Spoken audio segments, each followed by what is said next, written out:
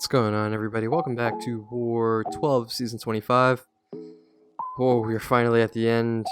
Fortunately, we're not actually at the end because this is looking like it's going to be a win and in for Plat 1. We're not fully sure if this is going to guarantee a spot in Plat 1 even with a win. I think it's going to be really close with the points. So here we pretty much have no choice but to push with everything we have and see what happens when all the points are calculated at the end. We're matched up against ASGRD here. I have a pretty straightforward war with only 2 fights. We're on full-on focused boss duty. There's a rank 3 apocalypse waiting at the end on Boss Island. Thankfully, they did leave a Guillotine on Path 4 in Section 2. That's perfect for ramping Guillotine 2099 up, as she has steady buildup, unblockable, and crumbling armor.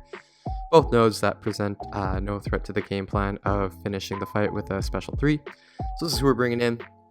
2 fights we get to bring Guillotine 2099. She's at rank 3, Sig level 20. She's going to take on both the Morningstar and the Apocalypse. We're bringing in Guardian, a rank 5, Sig level 200. He's there for his block proficiency synergy, just to buff up Guillotine 2099 a bunch. And I believe we place 3 pre-fights along the way. 2 for others, 1 for myself. So we do get to bring Magneto, House of X. He's a 5-star rank 5. So here's the first fight on node 26. Steady build up, unblockable, and crumbling armor. Game plan's pretty straightforward here. Just have to make sure we finish with the special 3. I prefer to bait her special 1 over the SP2, just because you can just spam dash back. There's no threat of you getting clipped, whereas the special 2, if you mistime the dex, a portion of her special 2 might hit you, and I've seen that thing hit pretty hard. So that's the game plan here. One thing I was kind of aware or tried to be mindful of was Mystic Dispersion, simply because you'll see I have that dex buff up. If they have a high level of Mystic Dispersion, there's a good chance that they gain power I wasn't expecting, and I might accidentally push them to a special 2. So I just have to be mindful of that and just be ready to dex out of the special 2 if that happens, which I think happens here. There you go, I get rid of the dex buff, she gets pushed to a special 2, and I have to dex out of the way. So just have to keep mindful of that. I think I'm going to play a little more conservatively for most of the fight here, just to make sure that I'm comfortable with their power meter and pretty much trying my best to stick to just baiting her special 1. I realized when watching this back, I forgot to parry heavy at the start. That's usually the habit I try and get into, just to stack a bunch of combo shields. Just a good habit whenever you can parry and do that reliably, but that's all good. This fight's going fairly smoothly so far. We bait out a special 1. We're going to try and bait another one here. And we're getting close to that red zone where I'm going to be able to fire off that special 3 soon to finish the fight and lock in our charges. There we go. Mystic Dispersion kind of screws up again. I have to bait an SP2, get through that cleanly. When I fire off the special 3, she is at 6% health, which isn't enough for that automatic for sure kill, but it's more than enough with these health pools. She's not a mini boss. So first fight goes down. Slightly sketchy moments with the special 2, which I wasn't trying to do, but we were able to dex both of them cleanly, so no worries. So this is our final fight here, node 52.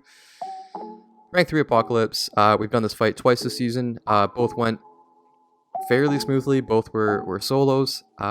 So I have the game plan pretty much set. We'll bait his SP2 over the SP1 if possible. We'll stick to only using our special 2s. The special 1 does trigger protect, and I don't want to have to be put in a corner where I have to intercept. And that's the game plan. I have a bunch of points in max vitality. I figured I'd throw a few points into collar tech as well, just to see how that would go. So here we go. Good start to the fight there. We get our opening right away. You can see Apocalypse's combat power rate is actually significantly lower. I have 4 points in collar tech with this fight. It's definitely not necessary. I think it's just a bonus if you're able to have those points in collar tech. He throws a special 1, not ideal, but we do have the combat regen boost to mitigate some of that chip damage, and we're in a pretty good spot. We've got just over 20% of his health left, and we are at 90% there. There's another special 1. I'm doing my best to shorten my combos and turtle up to discourage him from throwing it, but he seems pretty aggressive this war, so that's all good, no worries. I'm not going to let that rattle me and change my game plan too much. There's an unnecessary block hit. That's an error on my part. I should be a little more wary of the spacing there, and I take 2k damage in chip damage. That could have been avoidable, but Right now, we're intercepting really cleanly with light intercepts against the wall. That's extending our openings.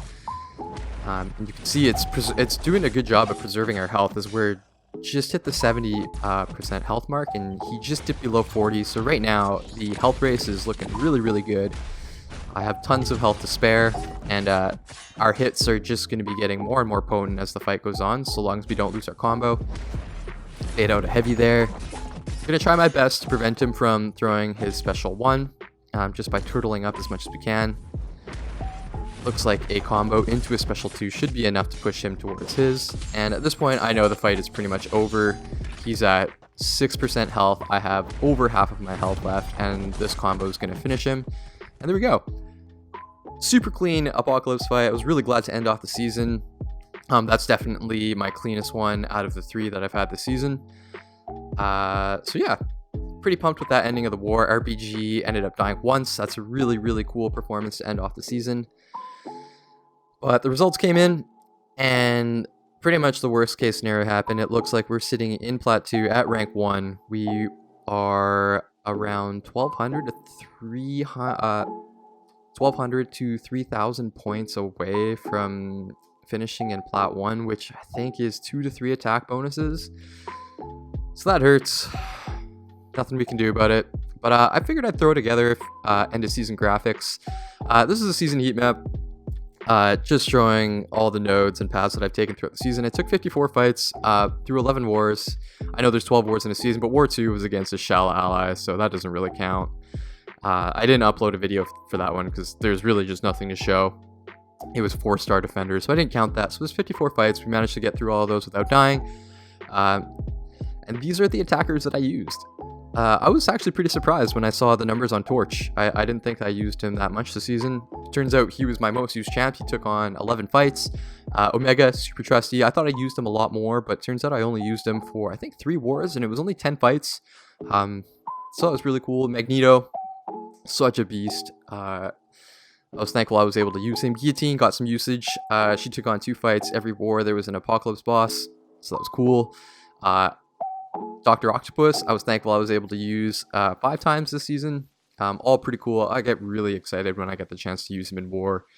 And it looks like I used Quake a little bit too. Still need to get more reps, so I'm more comfortable with her in war. I'm assuming a new tactic is going to come eventually to counter her, so her time might be limited. And then Apocalypse, Cosmic Ghost Rider, and Thing, all making their appearances in 1 war. Got to fight with them 2 times each. So that was super cool. Hopefully you enjoyed those 2 graphics, but we'll catch you at Season 26. Thanks for stopping by.